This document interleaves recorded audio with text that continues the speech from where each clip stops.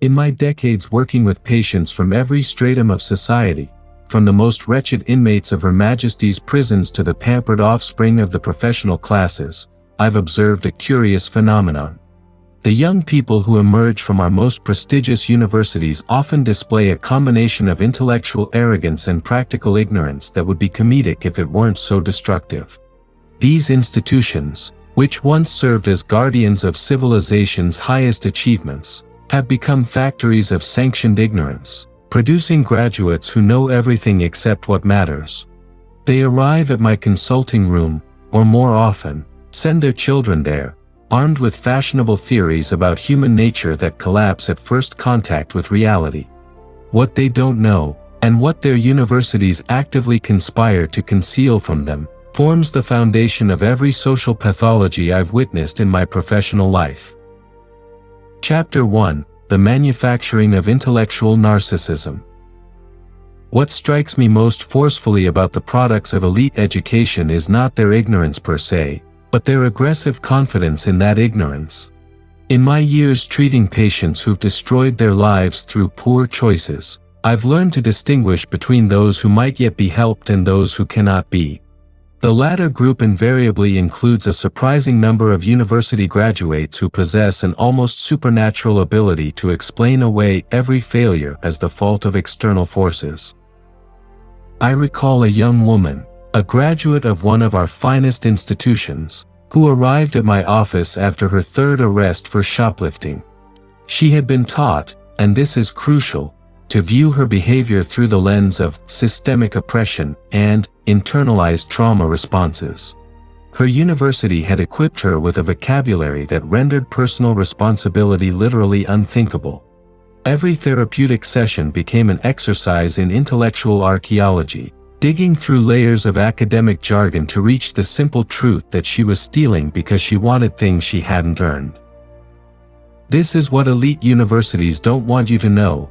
They have systematically destroyed their students' capacity for moral reasoning by teaching them that such reasoning is itself a form of oppression. They've replaced the painful but necessary work of character formation with the pleasant fiction that character is socially constructed and therefore malleable according to political need. The classical education once offered by these institutions demanded that students grapple with eternal questions. What constitutes a good life? How should one behave toward others? What obligations do we have to truth, beauty, and justice? Modern elite education has abandoned these questions entirely, replacing them with elaborate theories about power structures and identity categories that serve mainly to flatter students' sense of moral superiority while exempting them from genuine self-examination. I've watched brilliant young minds, and they often are brilliant in a narrow technical sense, emerge from university unable to perform the most basic task of civilized life, taking responsibility for their own actions. They can deconstruct Shakespeare but cannot construct a coherent argument for why they should show up to work on time. They can analyze systems of oppression but cannot recognize their own petty tyrannies over family members and colleagues. Chapter 2: The Corruption of Language and Thought. One of the most sinister achievements of contemporary higher education is its systematic corruption of language. In my clinical work, I've learned that the way people speak about their problems reveals more about their capacity for recovery than the problems themselves. Those who can describe their difficulties clearly and take ownership of their role in creating them have hope.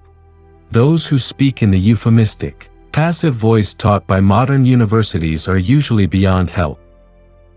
Consider the transformation of failure into alternative success narratives, or laziness into different learning styles. These aren't merely cosmetic changes, they represent a fundamental assault on the human capacity to perceive reality accurately. When a student learns to describe his refusal to study as resistance to hegemonic knowledge structures, he has been rendered effectively immune to education. I've treated young people who literally cannot say the words, "I was wrong" or "I made a mistake." Their universities have taught them that such admissions are forms of self-violence, internalized oppression that must be resisted. Instead, They've learned to construct elaborate narratives in which their failures become evidence of their virtue and their critics become agents of systemic harm. The practical consequences are devastating. In my psychiatric practice, I've seen relationships destroyed because partners cannot apologize, careers ruined because employees cannot accept criticism, and families torn apart because adult children cannot acknowledge their parents' sacrifices.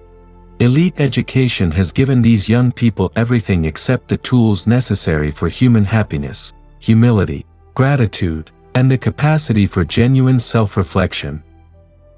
Universities accomplish this linguistic corruption through a process I can only describe as systematic miseducation. Students are taught to identify problematic language, meaning language that accurately describes uncomfortable realities, and replace it with euphemisms that obscure rather than illuminate. They learn to speak about complex social problems using a specialized vocabulary that makes meaningful discussion impossible. Perhaps most perniciously, they're taught to view clarity itself as a form of violence. Clear, direct communication is reframed as linguistic imperialism or discursive colonization. The result is a generation that communicates primarily through moral posturing and emotional manipulation, having been systematically deprived of the tools of rational discourse.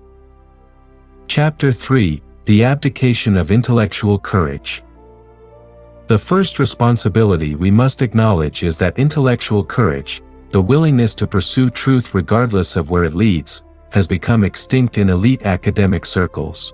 In my years observing the educated classes, both as patients and colleagues, I've witnessed a remarkable transformation. Institutions once dedicated to fearless inquiry have become elaborate systems for avoiding uncomfortable truths. This transformation didn't happen overnight. It began with the reasonable desire to avoid unnecessarily wounding people with harsh truths, but has metastasized into something far more dangerous: the systematic suppression of any observation that might challenge prevailing orthodoxies. Students are taught not to think independently but to identify the correct position on any given issue and then construct post hoc rationalizations for beliefs they never truly examined. I've seen this pattern repeatedly in my clinical work. A young man, educated at considerable expense, arrives convinced that his depression stems from toxic masculinity and societal pressure to conform to gender norms. It takes months of patient work to help him recognize that his misery actually stems from his complete lack of purpose and achievement, problems that could be solved through effort and discipline rather than through elaborate theoretical frameworks. Universities have created what I can only describe as intellectual safe spaces where students are protected from any idea that might challenge their preconceptions or demand genuine growth. They're taught to identify trauma in encounters with different viewpoints and to view disagreement as a form of personal attack.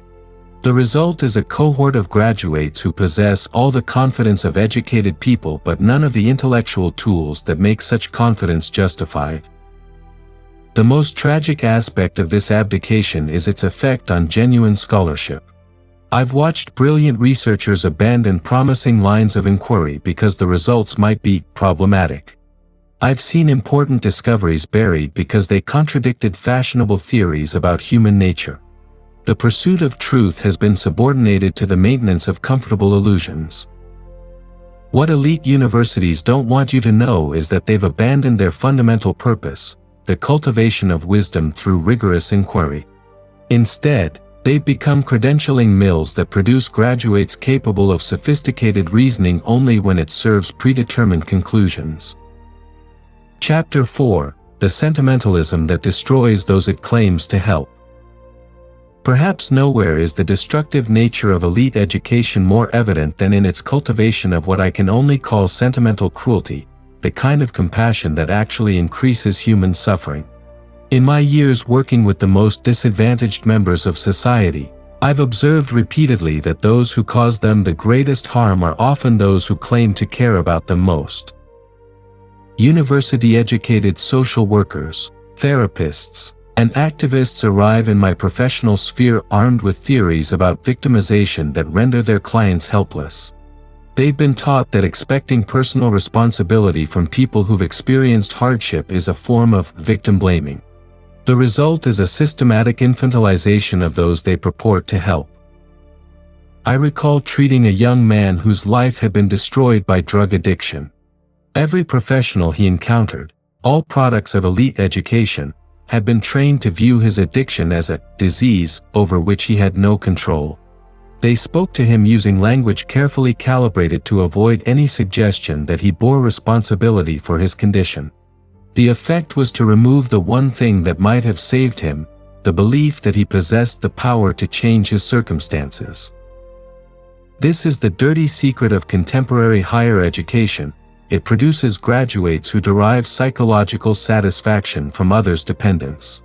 By teaching that disadvantaged people cannot be held to normal standards of behavior, universities create a class of professionals whose careers depend on the perpetuation of the problems they claim to solve. The most insidious aspect of this process is how it corrupts the helper's relationship to truth.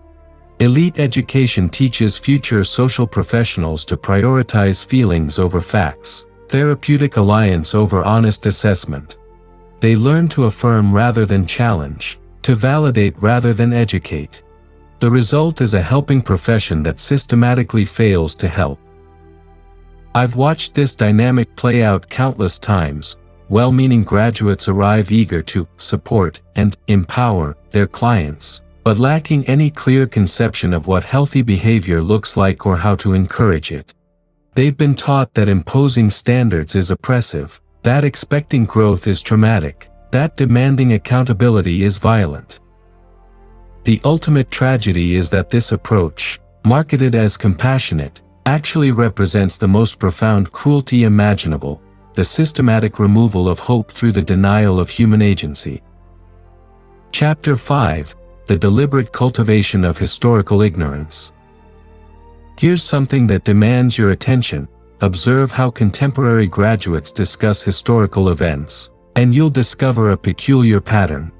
They possess detailed knowledge of historical injustices but remain remarkably ignorant of historical achievements. They can recite the crimes of Western civilization but cannot explain its contributions.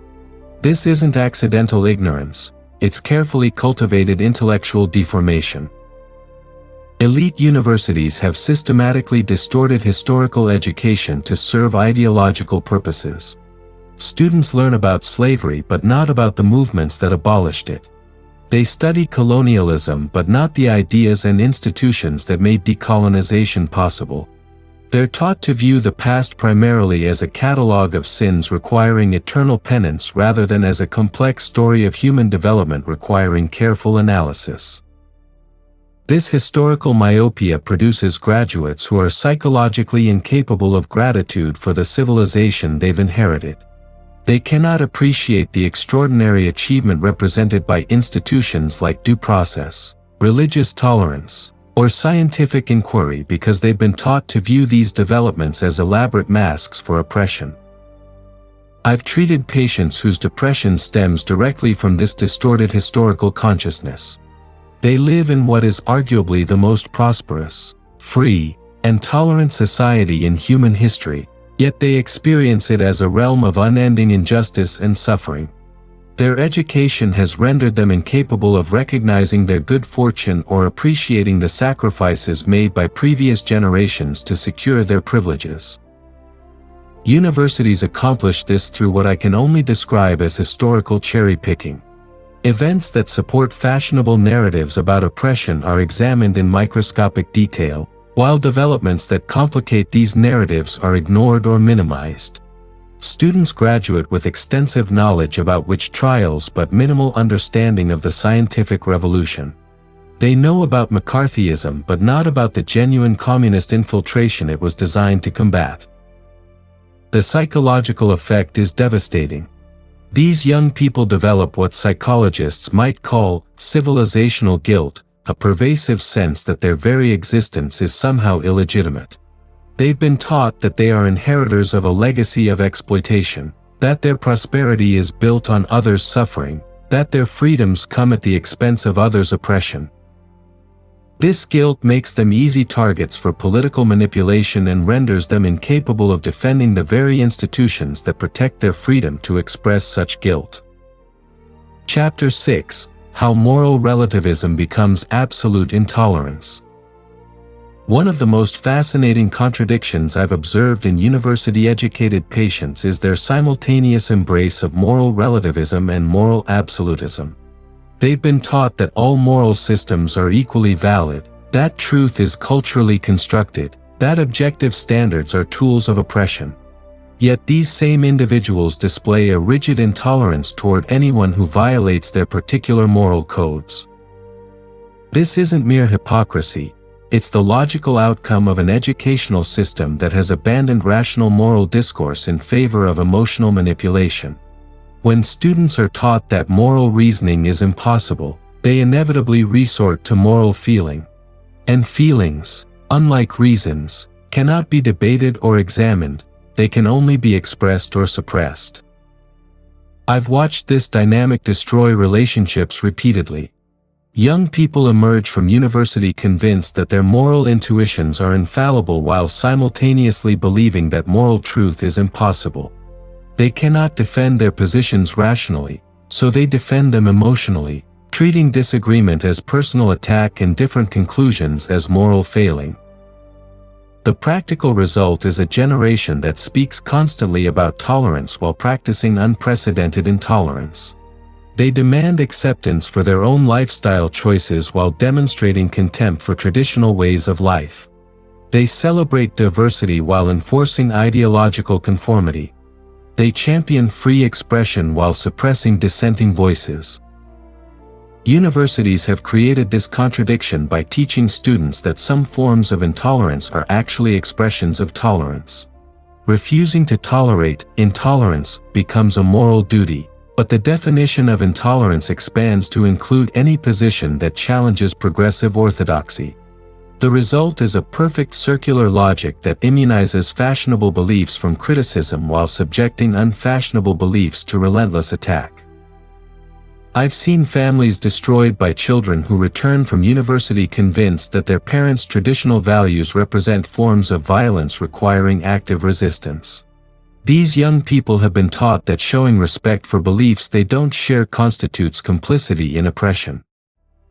Perhaps most tragically, this combination of relativism and absolutism renders genuine moral development impossible. Students never learn to examine their own moral assumptions because they've been taught that such examination is either impossible, relativism, or unnecessary, absolutism. Chapter 7: Reclaiming Education from the Ideological Factories. The question that confronts us is not whether elite universities can be reformed, they cannot, but whether we can create alternatives that serve the genuine purposes of education. In my experience treating the casualties of modern higher education, I've learned to recognize the symptoms of authentic learning versus ideological indoctrination. True education produces intellectual humility, the recognition that human knowledge is limited and that wisdom requires constant effort. It cultivates the capacity for self-criticism and the ability to change one's mind when confronted with evidence. It teaches students to value truth over comfort, reality over sentiment, and character over credentials. Ideological indoctrination produces the opposite: intellectual arrogance, immunity to evidence, and the conviction that one's beliefs are beyond question. It teaches students to prioritize their emotional responses over factual analysis and to view disagreement as proof of moral failing in others. The solution begins with individual resistance to the degraded intellectual culture that universities have created. This means cultivating classical virtues that elite education has abandoned: honesty about human nature, respect for tradition, appreciation for genuine achievement, and the courage to speak uncomfortable truths. Parents must recognize that sending their children to elite universities often means paying enormous sums to have them intellectually crippled. The alternative is not necessarily formal education but rather genuine education, the cultivation of wisdom through engagement with great books, serious mentorship, and real-world experience. Young people themselves must learn to distinguish between education and credentialism. A university degree may open doors, but it cannot provide what matters most, the character and competence necessary for genuine achievement and human happiness. The recovery of authentic intellectual culture requires rejecting the therapeutic model that has colonized higher education.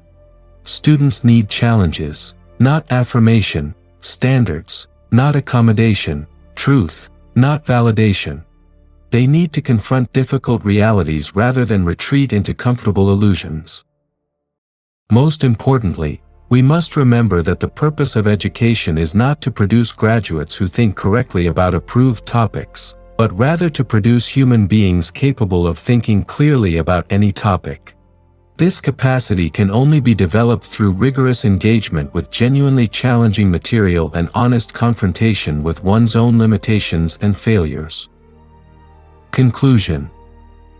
The transformation of elite universities from institutions of learning into factories of ideological conformity represents one of the great tragedies of our time.